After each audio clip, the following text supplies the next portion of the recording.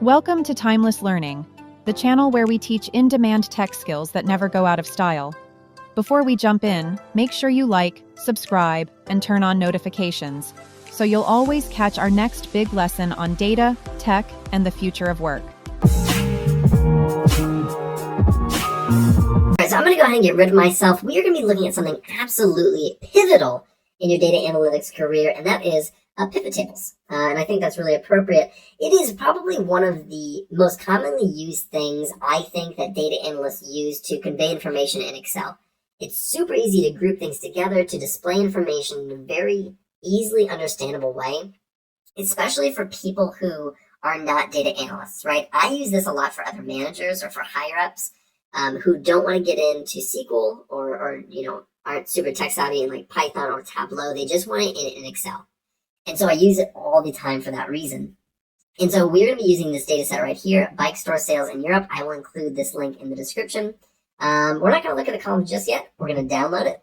I've already downloaded it a few times. But we are going to go to our downloads. We're going to open it up. And we're going to open up this sales right here. And give it a second. All right, perfect. And so here's what it looks like, at least on my screen. I'm going to spread it out just a little bit. And really quickly, let's take a very quick glance at this. So we have a date, a day, a month, a year. So some date information. Then we have some customer age information. So how old was the customer? Again, this is bike sales. So what did they buy? And then we have some demographic information. So this is their age group. We have the gender, the country, state, the product category, the subcategory, the actual product that was purchased. And then we have things like, how much these things cost, the quantity that was ordered. So we have order quantity, unit cost, unit price. Then we have the profit, cost, and revenue. All things that almost everything in here, we can in some way put into a pivot table. Now, I'm not going to go through every single variation of that, but we are going to be looking at a lot of this revenue over here, because I think it's pretty easy to show the value of a pivot table especially with currency or money. So what we're going to do to get started is we're going to go up to Insert, and we're going to click on Insert, and then we are going to click on Pivot Table. Now, really quick, there is a recommended pivot tables. And if you click on that, what will come up is some recommendations that Excel gives based on the data that you have. And it can kind of give you some ideas of what you can do with pivot tables. It's going to generate it for you. We're not going to do that. We're going to build our own. But let's click on Pivot Table. And it's going to auto-select basically everything. And that's fantastic. But if it doesn't come like that, I just erase that. If it doesn't come like that, you can click right here.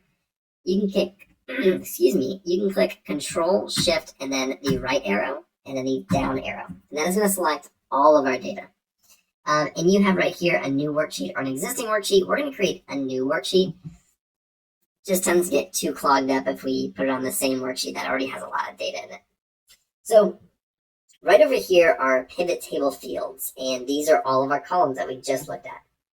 And we're going to be able to select those and kind of drag and drop. Now, if you just took the Tableau tutorial series that I just finished doing last week, then this is going to be pretty familiar.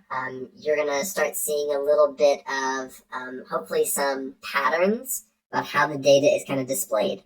And so we have our filters down here. We have columns, rows, values. All of these things we will be using. I'll show you how to use today, as well as some additional things. One thing that we want to start with for this demonstration is we're going to be looking at kind of these bottom ones right here, profit, cost, and revenue. And we're going to be doing that per country and state, and we'll kind of do some drill downs, and I'll show you how those work. So just to start out, we're going to take the country right here, and you'll see it populate right over here. In fact, let me zoom in maybe once. Yeah, that should be fine. I don't know if I might zoom in again in just a little bit. So we have our country, and it's just like this. Very, very simple. Oops. Now I'm going to include the state. Now I'm going to drag this all the way, and I'm going to put it under. You can put it above or you can put it below. I'm going to put it below. It definitely makes the most sense there. Now, when you do that, it kind of populates it in an expanded way, but you can collapse this very easily. We're going to go right here. We're going to right click. We're going to go down to expand and collapse, and we're going to collapse the entire field. And so now here are all of our countries as they were before, but now each of them has this plus sign to the left. And if you click on it, now we can go and we see the state that we added to these rows. And what this is going to do is it kind of is like a roll up, or it's like a grouping. And so if you have taken the SQL tutorial series and you've done things with group by, this is very similar to that. And if you've done the Tableau tutorial series, it's kind of like a drill down. It's very, very similar. So you can drill into the information. So we can put some values in here. And what that's going to do is that's going to kind of create some context to what we're grouping by. So just for visual purposes, let's add this revenue. So this is the revenue that is bike sales revenue, right? That's what we're looking at. So this is the sum of the revenue for these bike sales per country. Now, if we drop down right here, we can see that in Australia, New South Wales had $9,203,495. Queensland had $5 million, et cetera, et cetera. So now we can break it down. We don't just have to look at Australia. We can now drill down even further to the actual state, is what they're calling it. The actual state within Australia. And so it's super, super useful, and you can do that for every single one. And so we can look at Canada, we can look at France, and we can really drill down into the revenue for each of these countries as well as the states within them. Now, over here, this is not the most pretty. It just says sum of revenue, and then it has some numbers. Not the most pretty thing I've ever seen. Really quick, we can kind of highlight over these, and we can go back to home. You can do it in a couple different ways. We can go to home, and we'll type currency. Now it has these 2.00s at the end. You can get rid of those really easily by going like that.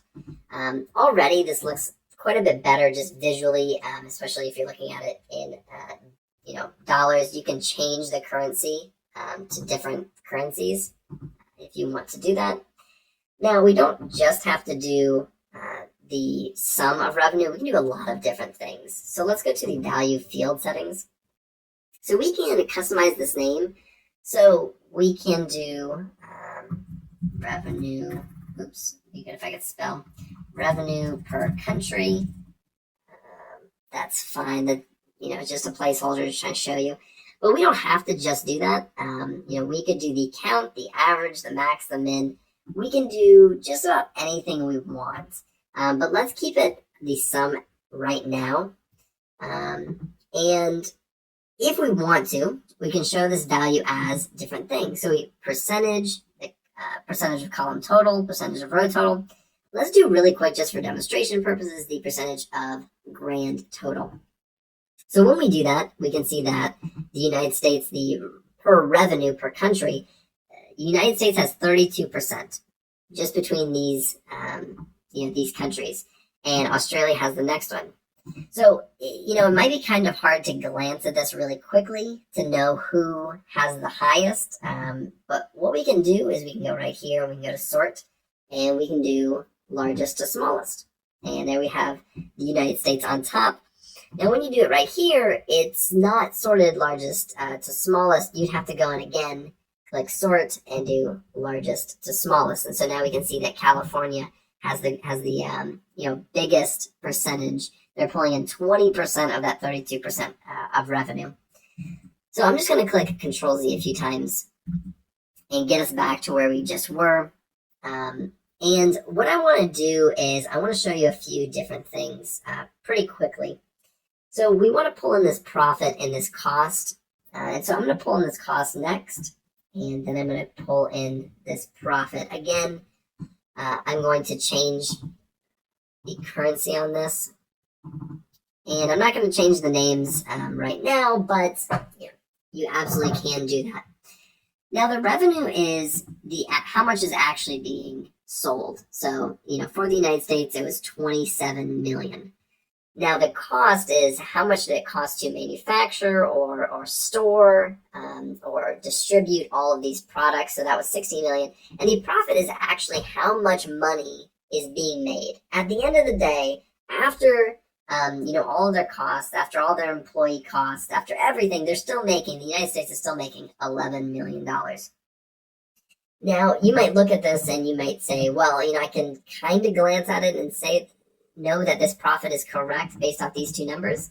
But we can do a calculated field. If you remember what calculated fields are, that's something from Tableau, basically the exact same thing. And so we can create an additional column right here that is a calculated field that can add and subtract these things to make sure that our numbers are adding up correctly. So let's do that really quickly. Let's go to Pivot Table Analyze. We're going to go over to Fields, Items, and Sets and go to Calculated Field. Now we can name this anything, and I'm just going to, for demo purposes, I'm going to say, Calculated Field Demo. I'm sure yours will be different. Now, if you want to, you can go in here, and this is the formula. It's almost like, we haven't looked at formulas yet. This is our first tutorial, but, when we look at formulas, it's basically the same thing as writing it inside of a cell. But here, it gives us kind of this open text to do how we do what we want with it. Now, what we're going to do is we're going to do revenue. I'm going to insert that. I'm going to get rid of this. I'm going to do revenue. And so that's the very large number. And then we're going to subtract. And we're going to subtract our cost. I'm going to insert that. And let's do this. And click OK. So this is our calculated field demo column that we just created. And as you can see, it matches our sum of profit column exactly. And that's exactly what we want to see. We want to kind of check to make sure that this revenue and cost fields are generating the correct profit. And sometimes those are off. And so it's really good to kind of check those and have that additional column. You probably wouldn't have this if you were, going to submit this to somebody.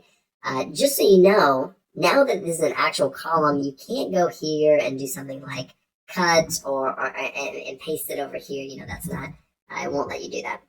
What it is now an actual column. And so we can go and remove that, and we can add it back at any moment. So if we want to go back and add that, add that down here, we can do that because we've created that column. It's now permanently there unless we go and delete all of that data.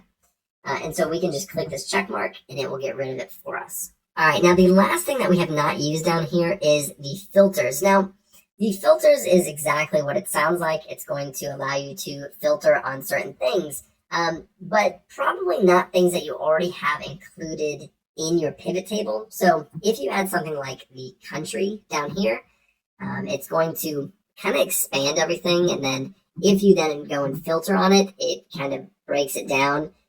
That's really not what the filter is kind of used for or meant for. For example, right up here, we have customer gender. Okay, so let's take the customer gender and we'll put it in this filters. Now we can see all of the revenue, all of the cost, all the profit, and we can do that based off of the gender. So we can filter by a gender, not really having to change anything about our pivot table. And so at a super quick glance, we can see that the males are, the profit from the males is 16.487 million, and the profit from the females is 15.733 million. So at a super basic level, at a really quick glance, we can see that the men or the males are, spending a little bit more than the females by about $700,000. Now let's go ahead and create one more pivot table. We're going to create a pivot table right over here. Let's go back to the sales. Right here, again, Control Shift right down. It's going to select all of our data. And we're going to click OK. So one thing that we're going to look at is we're going to use some of this date information right here. So let's select our country just like we did before. And what we want to do is see, what year were we performing our best? When were we doing our absolute best with our sales? So I'm going to select the year and put that in our columns. And so now we have 2011 through 2016, and we want to look at our revenue. Let's put our revenue right down here. And now we have all of our revenue. Now let's, again, make this into a currency, just like that. And super quickly, now we can get a really quick glance at how Australia was doing each year. And we can see that there was a huge uptick in 2013 and a huge uptick in 2015. That didn't happen for every single country. It did go up for most countries, very slightly for some.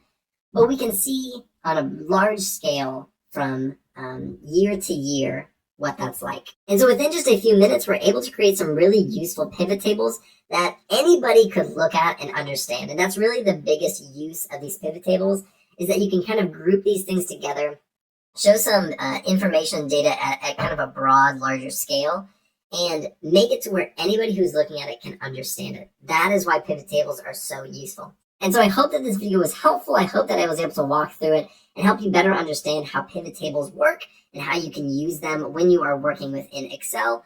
Thank you guys so much for watching. I really appreciate it. If you like this video, be sure to like and subscribe below, and I'll see you in the next video. Thanks for watching. If you found this helpful, please like, comment, and share this video with someone who's learning too. Don't forget to subscribe and tap the bell icon so you never miss another skill-packed lesson from Timeless Learning. Remember, the best investment you can make is in your own knowledge. Keep learning because growth is timeless.